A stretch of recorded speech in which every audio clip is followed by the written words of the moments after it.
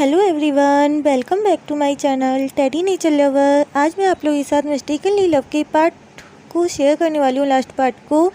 आज ये story and हो जाएगी गाइस, और इसके बाद मैं एक न्यू स्टोरी शेयर करूँगी आप लोगों के साथ। प्लीज़ मुझे बताइएगा मैं कौन सी स्टोरी शेयर करूँ। मैं आप लोगों से पूछना चाहती हूँ, मेरे पास एक एडिक्टेड लव, ये ओमेगा वर्स स्टोरी है और ये मॉडर्न वर्ल्ड पर है, ये हिस्टोरिकल नहीं है। एंड एक पेनफुल लव, वो हिस्टोरिकल एफएफ है और उसे मैंने लिखा है। इन दोनों स्टोरीज़ को मैंने लिखा है।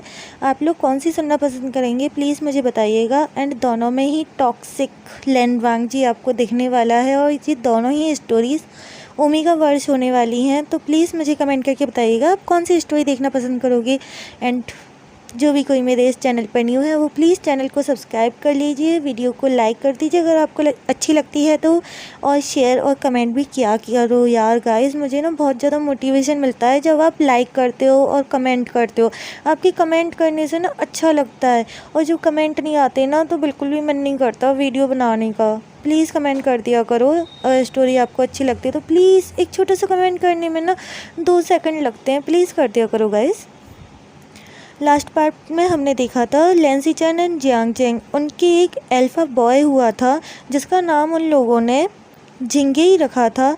एंड वी यिंग, उसकी एक ओमेगा गर्ल हुई थी जिसका उन्होंने अभी तक कोई नाम नहीं रखा है।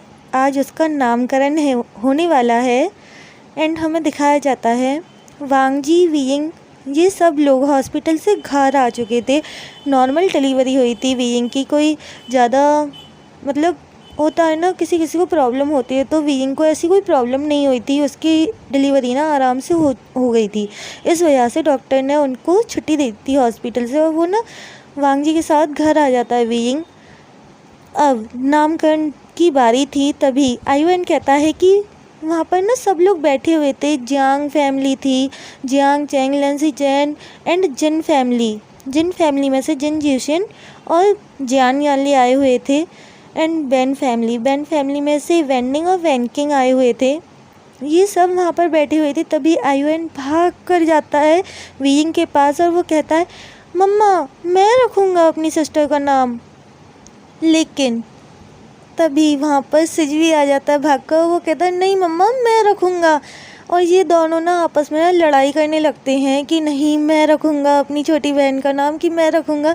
तभी वीइंग कहता है तुम दोनों लड़ाई करना बंद करो, और उन दोनों को ना एक दूसरे से लड़ना ना उनका बंद करवाता है वीइंग, और कहता है कि एक नाम रखो मिल करके कोई अच्छा सा। तभी ना सिजवी और आयुएन एक दूसरे के कान में ना कोई बात कहते हैं, और वो ना कहते हैं हमने नाम सोच लिया है, हमें अपनी सिस्टर का क्या नाम रखना है ये हमने सोच लिया।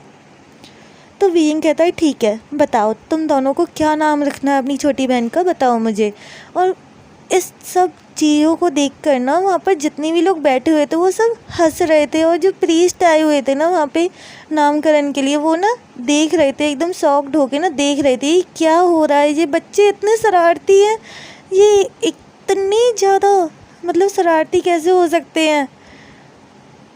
तभी आयुएन कहता है मैंने अपनी छोटी बहन का नाम लेन लीशुआन रखा है। लेकिन सिजवी कहता है सही से बोलो तुमने गलत बोला है। और सिजवी कहता है लेन लीशुआन नहीं मम्मा, हमने लेन लूसी रखा है, इसका नाम लूसी रखते हैं, ये बहुत ही सॉफ्ट है ना और क्यूट है इसलिए। इस नाम को सुनकर के वांगजी और वीइंग वो दोनों हैप्पी हो जाते हैं, ये इतना क्यूट नेम इन दोनों ने सोचा है। तभी आयुएन कहता है मैंने सही तो बोला था। तभी सिजवी कहता है नहीं तुमने गलत बोला था, तुमने सही नहीं बोला था, तुमने उसे गलत कर दिया था। तभी आयुएन कहता है ठीक है तुम बड़े हो ना इसलिए मेरे पर ना ऐसे हक जताते रहते हो। और देन अगेन इन दोनों के बीच में फ़ाइट स्टार्ट हो जाती है कि कौन बड़ा है और कौन छोटा, बिकॉज ये दोनों ना जुड़वा बच्चे हैं, ट्विंस हैं, तो इनमें ना कौन बड़ा है कौन छोटा ये ना किसी को भी नहीं पता है, क्योंकि इनके मॉम डैड के बारे में किसी को भी नहीं मालूम। और इस बात को लेकर ये दोनों झगड़ा करने लग जाते हैं। तब वांगजी इन दोनों को शांत करता है, और शांत करने के बाद वो कहता है कि चलो तुम्हें आइसक्रीम खानी है तो मेरे साथ चलो। ऐसा कह कर के वांगजी उन दोनों को वहाँ से ले जाता है, और वीइंग और लेंसी चैन इस चीज़ को देख करके स्माइल कर रहे थे, लेकिन लैनग्रेन वो ना टॉन्ट मारते हुए, पहली बार वो किसी को ना टॉन्ट मार रहे थे, वो टॉन्ट मारते हुए कहते हैं वांग जी से, वांग जी शायद किसी को आइसक्रीम खाने से एलर्जी थी ना, उसके गले में पेन होता था, क्या अब नहीं होता?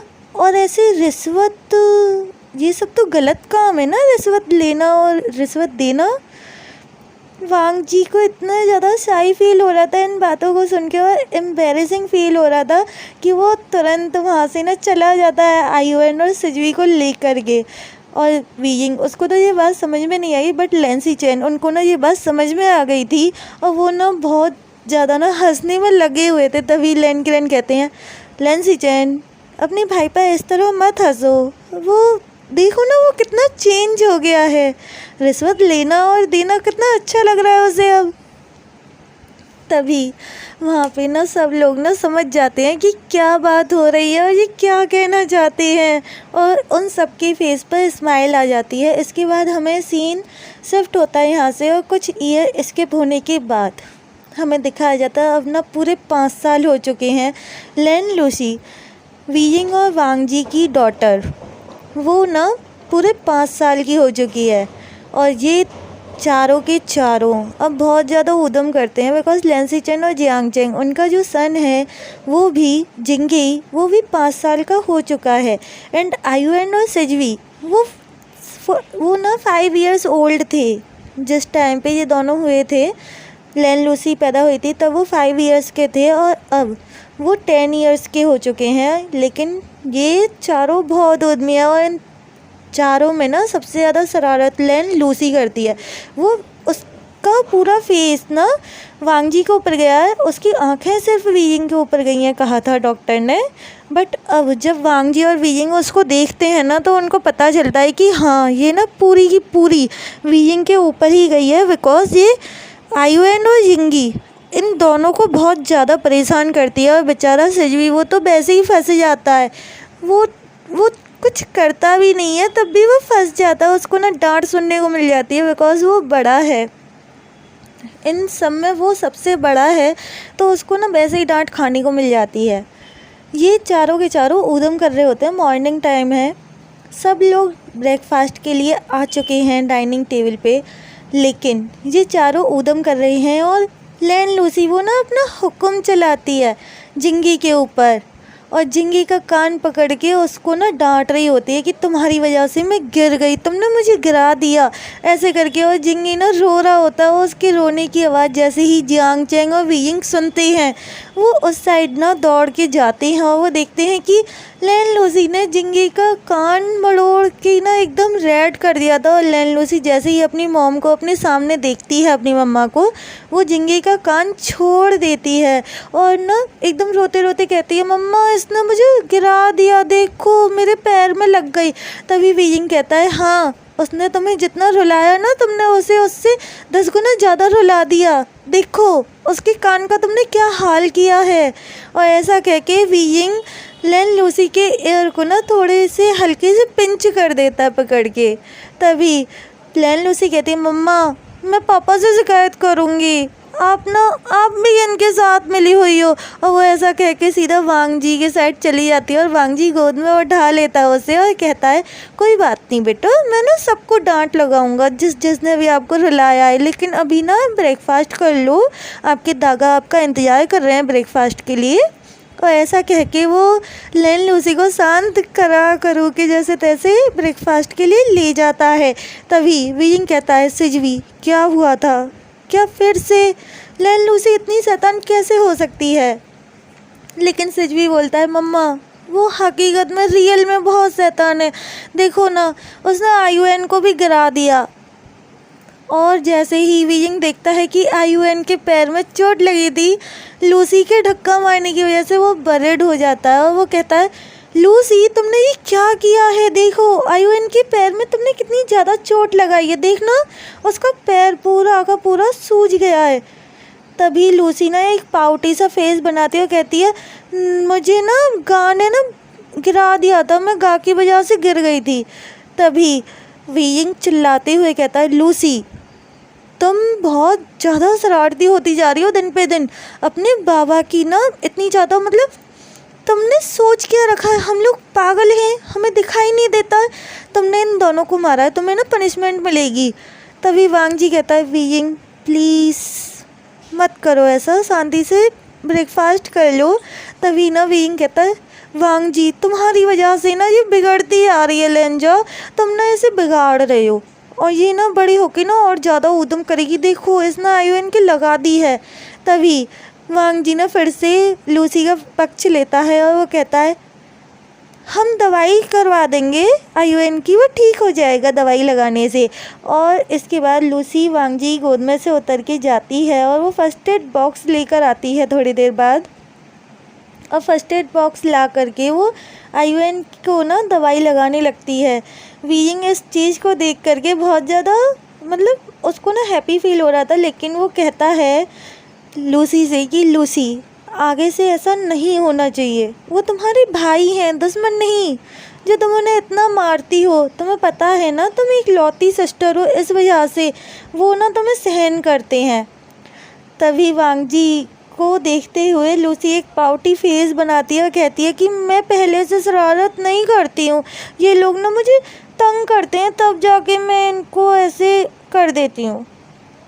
तब वीइंग कहता है तुमने कबूल किया ना कि ये तुमने किया है, तुमने हाँ करा कि हाँ तुमने चोट पहुँचाई है, आगे से चोट मत पहुँचाना, वो तुम्हारे भाई हैं।